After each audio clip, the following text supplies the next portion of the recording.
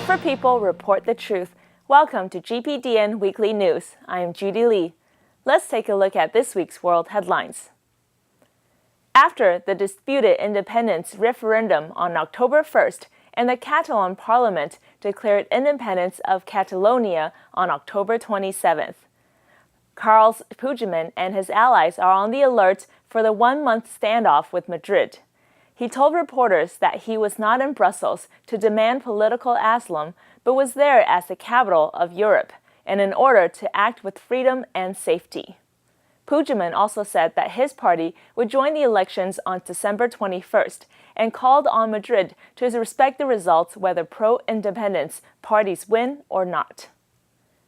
To commemorate the 100th anniversary of the Battle of Beersheba, about 100 Australian horsemen went through the desert to recreate the scene from October 31, 1917, when the Australian and New Zealand cavalry charged towards the Turkish trenches and seized the country during World War I. Beersheba is a strategic crossroad of the southern Israel. According to Israeli Prime Minister, the victory of the battle liberated Beersheba from the Ottoman rule and helped create Israel. The battle was thought as one of the last glorious cavalry charges before horses were replaced by highly developed arms in the military.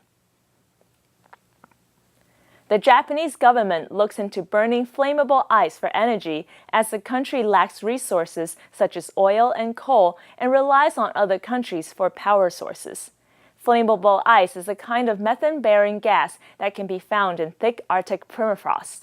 This newfound domestic energy source is regarded as new hope to solve the energy crisis in Japan. So Japanese government has invested $1 billion in exploiting flammable ice as it could be improved the status quo for Japan's current need to buy power from others. An immigration detention center on Manus Island in Papua New Guinea was opened in 2001 as a Pacific solution to provide accommodation for around 700 refugees and asylum seekers. The Australian and Papua New Guinea governments closed the center on October 31st and asked refugees to move to 2 other detention centers. However, refugees are refusing to leave even though the food and water would no longer be supplied there, for the fear of being turned away violently as foreigners. Human Rights Watch have recently reported cases of refugees being attacked by local young men, further extending refugees' fear for their own safety. The Republican House members in the United States delayed the release of their tax bill by a day until November 2nd because the lawmakers needed more time to deal with the differences over certain tax treatments. Republicans now controlling both chambers of Congress regard tax reform as their first victory in legislation.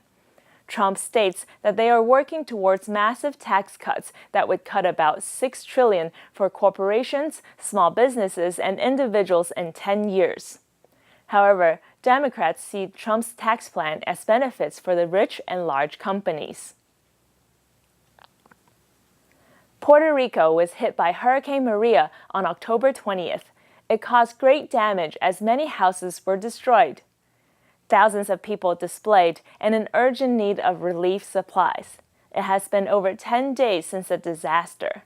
However, about 3.4 million of the population, over 50% of the residents, still don't have drinking water, and 95% have no electricity.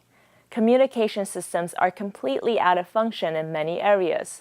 Medical resources are in short supply. Puerto Rico is without an effective emergency response after Hurricane Maria devastated the island. It also reflects a long-standing problem with Puerto Rico's lack of energy construction. The United Kingdom government is proposing to let prisoners vote under circumstances.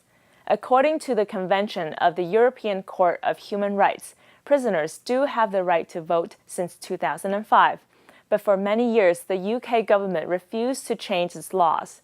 The new proposal is only allowing prisoners who are serving less than 12 months and qualify for day release to vote, which is about 100 prisoners in total. Many MPs do not support this proposal, but some believe that the rule of the European Court of Human Rights needs to be supported and followed. Thank you for watching. I'm Judy Lee. See you next time.